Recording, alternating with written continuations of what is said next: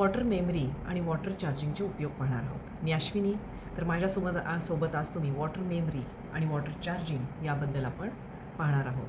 पाण्याची स्मृती आणि चार्ज केलेल्या पाण्याचे उपयोग हे आपण पाहणार आहे.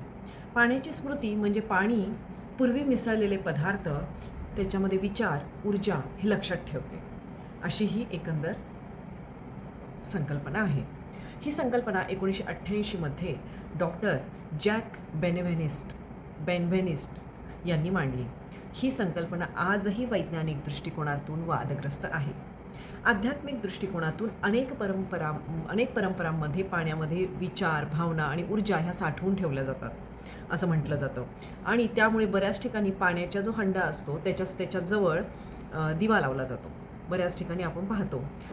डॉक्टर मसुरो इमोटो यांनी बऱ्याच प्रयोगांनंतर त्यांनी बरीच पुस्तकंही लिहिलेली आहेत. त्यामध्ये त्यांनी असं सिद्ध केलेलं आहे की अन्न आणि पाण्यावर आपण जे बोलतो, आपण जे विचार करतो ह्याचा त्याच्यावर परिणाम होतो. त्यासाठी त्यांनी वेगवेगळे प्रयोगही केलेले होते की एकावर त्यांनी लव, एकावर हेट याप्रमाणे त्यांनी वेगवेगळे लेबल केलेल्या बॉटल्स ठेवून त्यांनी त्याच्यावर भरपूर सारे प्रयोग केलेले होते. आणि त्याप्रमाणे त्या अन्नामध्ये आणि पाण्यामध्ये फरक बघण्यात आले.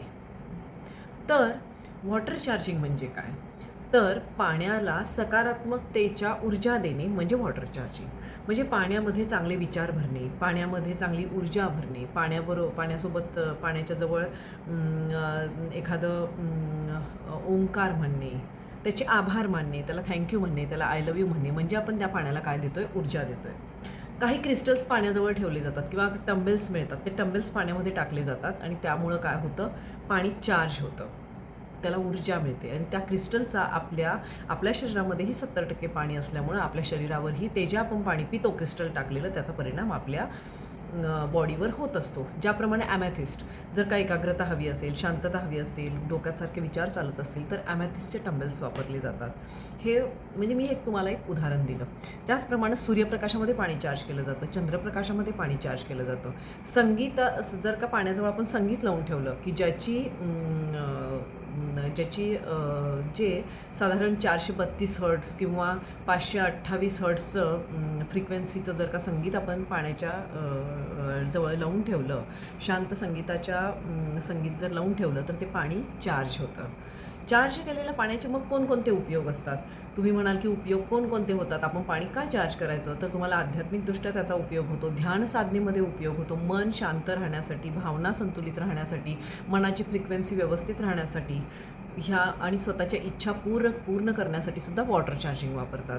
आपल्याला जर का एखादा आजार झाला असेल तर ते बरं करण्यासाठी सुद्धा वॉटर चार्जिंग केलं जातं. रेकीमध्ये हे शिकवलं जातं. रेकीमध्ये आपण वॉटर चार्जिंग करतो. रेकीला धरून आणि रेकीला न रेकी वापरता वॉटर चार्ज कसं करायचं असेल तर हे आपण पुढच्या व्हिडिओमध्ये पाहणार आहोत.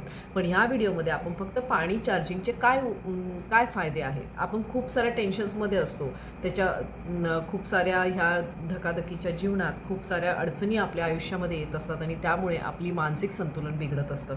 आपण खूप साऱ्या मानसिक आजारांमधून जात असतो. बरेच आजार हे आपल्या त्या राग, लोभ, मोह, मत्सर हे सगळं जे आपल्याला त्रास होतो, कधी आपल्याला खूप साऱ्या वेळेला आपल्याला राग येतो आणि तो राग काय करतो? वेगवेगळे आजार आपल्या शरीरामध्ये घर करण्यासाठी त्या रागाची मदत होते. मग त्यासाठी काय मदत करतं? तर त्यासाठी वॉटर चार्जिंग उपयोगाला येतं. तुम्हाला जर का जाणून घ्यायचं असेल तर लाईक करा, सबस्क्राईब करा. खाली कमेंटमध्ये तुम्हाला आणखी काय माहिती हवी असेल तर खाली कमेंटमध्ये टाका. आणि पुढच्या व्हिडिओमध्ये आपण बघू की रेकीचा वापर करून पाणी कसं चार्ज करायचं आणि रेकी न वापरताही पाणी कसं चार्ज करायचं. तर भेटूया पुढच्या व्हिडिओमध्ये. थँक्यू.